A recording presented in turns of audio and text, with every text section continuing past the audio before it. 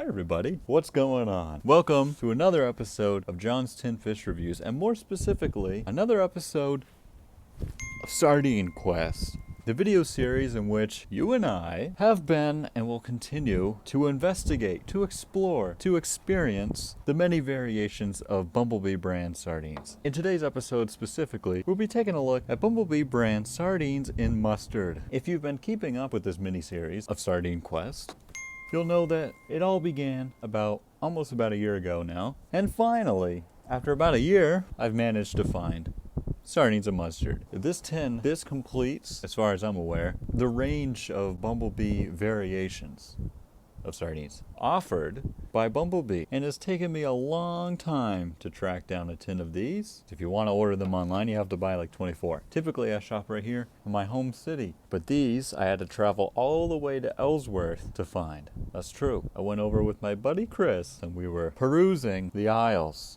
in Rennie's when I found this tin for only $1.29. What a steal. What a steal. Rennie's, a main adventure. So everybody, thank you for tuning in again to this video, this episode of Sardine Quest. I have a tendency to drag out these intros for like 10 minutes. We're gonna cut that today. Cut it short, cut it here, cut it out. Let's investigate this tin of Bumble Bee brand sardine product. What's not to be excited about? You know what I'm saying? You got a tin of fish here that I've never tried. As you can see, everybody, I messed up. What to do when the tab snaps off like that? I have no idea. I'm sure it's not advised to stick your finger in there and to pull it back yourself. But then again, I've been known for a long time to live life on the edge.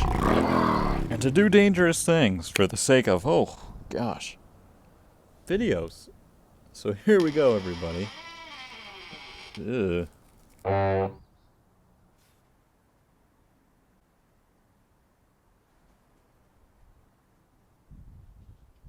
Well, everybody, I'm not gonna lie, but these sardines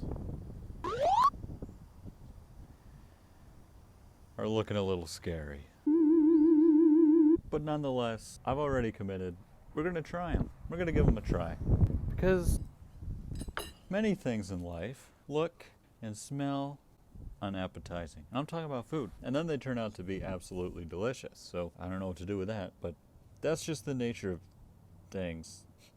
Of course, this could be an exception to that because, I mean, it smells like fish drowned in mustard.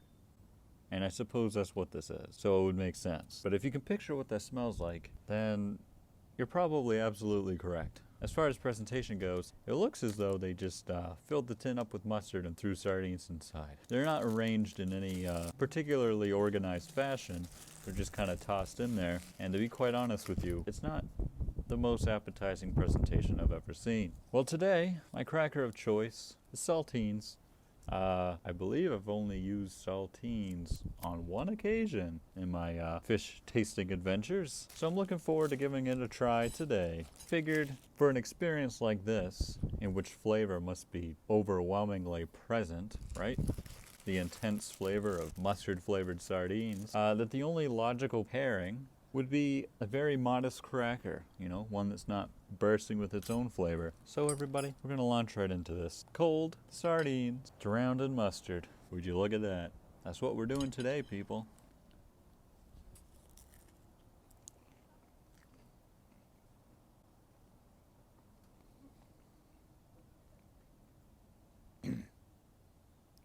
It's it's quite good. I don't frequently eat yellow mustard. Now, of course, I'll put some on a sandwich or something, but how frequently do you sit down and eat spoonfuls of mustard?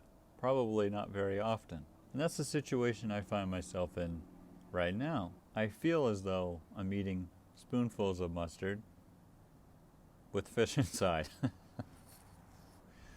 And to be perfectly honest with you, I'm not sure I care for it. But here's the thing, okay? Because I'm not just going to sit here and trash on this fish, because there's something to be said about tactfulness, about the ability to express an opinion in a way that's sophisticated and mature. So I'm going to do my best to demonstrate tactfulness and tell you exactly why I think this fish stinks. I mean, exactly why I unfortunately why I just don't get it. Because I'm sure it's a very reasonable idea, a very good idea. Seriously, I'm sure that in a dish, in some sort of fancy meal, this could be great, you know? A good starting point. You put it in a pan, you mix it up, heat it up, drizzle it on some sort of salad or something. It's probably not best straight out of the can and on a cracker, but that's okay. I remember attending an event with the people that I work with. We were at a hibachi grill, and I got stuck sitting next to a particular fellow. And because I had stopped home first to change before heading over, he looked at me and said, "Why are you dressed like a bum?"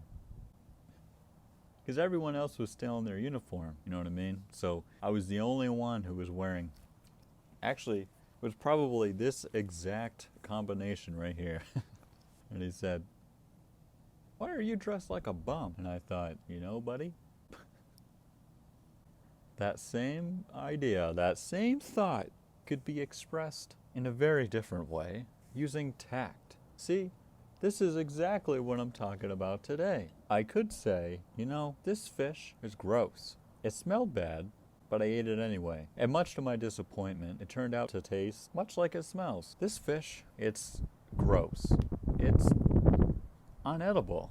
It's nasty.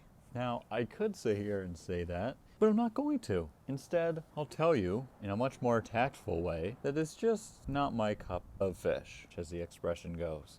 I'm not the target audience for Bumble Bee brand sardines and mustard, and that's okay.